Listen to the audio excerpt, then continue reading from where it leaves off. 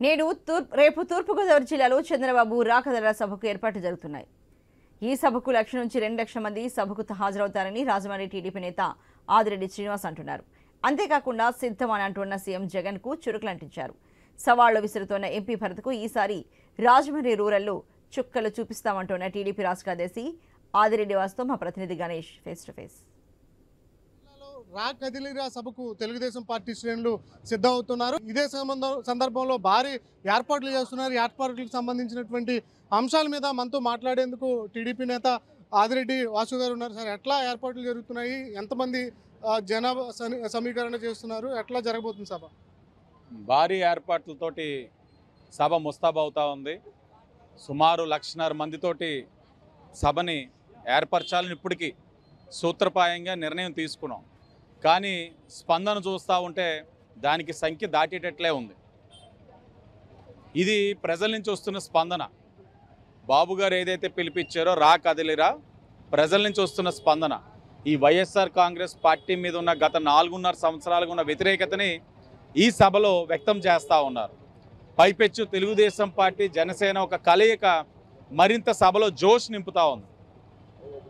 మేము ఊహించడం అయితే సుమారు 2 లక్షల మంది తెలుగుదేశం జనసేన సైనికులు అందరూ కూడా, కార్యకర్తలు అభిమానులు అందరూ కూడా వచ్చి సభని విజయవంతం చేయాలన్నది ఒక ఆలోచనతో ఉన్నాం. అలాగే ఇదొక నాంది, తూర్పు సెంటిమెంట్ అనేది ఉంటుంది. ఈ సభ విజయవంతం చేయడం ద్వారా ఈస్ట్ వెస్ట్ గోదావరిలో వైఎస్ఆర్సీపీ అసలు ఖాతా ఓపెన్ చేయకుండా ఉండే విధంగా ఏ విధంగా వెళ్ళాలన్న దాని మీద కూడా ఆ వేదిక మించే దిశ నిర్దేశించే ఆలోచనలో కూడా అధినాయకుడు ఉన్నారు. దీన్ని చాలా జాగ్రత్తగా ముందుకు తీసుకెళ్లి ఈ కలయికని కూడా ప్రజల్లోకి మరింత బలపడే విధంగా తీసుకెళ్లాలన్నది మా ఆలోచన. మీరేమో రా కదిలిరా అంటున్నారు. సీఎం జగన్మోహన్ రెడ్డి ఏమో మేము సిద్ధం అని చెప్పి ఒక టైటిల్తో వాళ్ళు సభలు నిర్వహిస్తున్నారు. దేనికి సిద్ధం? దళితుల బిడ్డని నా బిడ్డలు అన్న దళితుల పేరు మీద ఏకదాటిగా చేసి మరలా దాడులు చేయడానికి మన సీఎం గారు సిద్ధమా? సంపూర్ణ మద్యపాన నిషేధం చేస్తానని చెప్పి సంపూర్ణ మద్యపాన నిషేధం చేయకుండా మరలా ధరలు పెంచడానికి సిద్ధమా? జాబ్ క్యాలెండర్లు అని చెప్పి డిఎస్సి అని చెప్పి ఏది ఇవ్వకుండా మరలా యువతని మోసం చేయడానికి సిద్ధమా?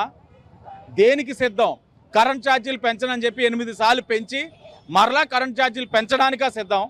ఈయన సిద్ధం కాదు, ప్రజలు సిద్ధంగా ఉన్నారు ఈయన ఇంటికి పంపించడానికి. రాజమండ్రి విస్తృత స్థాయి సమావేశం జరిగింది. వైసీపీ మార్గాన్ని భరత్ ఎన్నికలకు సిద్ధంగా ఉన్నానని చెప్పి సవాల్ విసురుతున్నారు. ఏమంటారు? జగన్మోహన్ రెడ్డి గారు ఎలాగైతే సిద్ధంగా ఉన్నారని ఆయన భావిస్తూ ఉన్నాడో ఇతను దానికి మరింత రెట్టింపు భ్రమలో ఉన్నాడు. ఎందుకంటే ఇతను ఒక reel star, publicity star, flower స్టార్తో పాటు ఫేక్ జాయినింగ్ స్టార్ అని రీసెంట్గా ఒక బిరుదు తీసుకున్నాడు. వాళ్ళ పార్టీ వాళ్ళకే కండువా మీద కండువా కప్పేస్తున్నాడు. అంటే మతి భ్రమించింది. పార్టీకి జాకీలేసి ఎంత లేపినా లెగట్లా, పార్టీ నాయకుల నుంచి సహకారం రావట్లా, పక్క నుంచి వాళ్ళ పార్టీ నాయకులే పోట్ల మీద పోట్లు పొడుస్తూ ఉన్నారు. కాబట్టి అతనికి ఏం చేయాలో తెలియక ఇలాగా నేను సిద్ధం అంటున్నాడు. నేను ఆయనకి ఇందాక ఒక ఛాలెంజ్ చేశాను, మళ్ళీ మీ ద్వారా చెప్తా ఉన్నాను.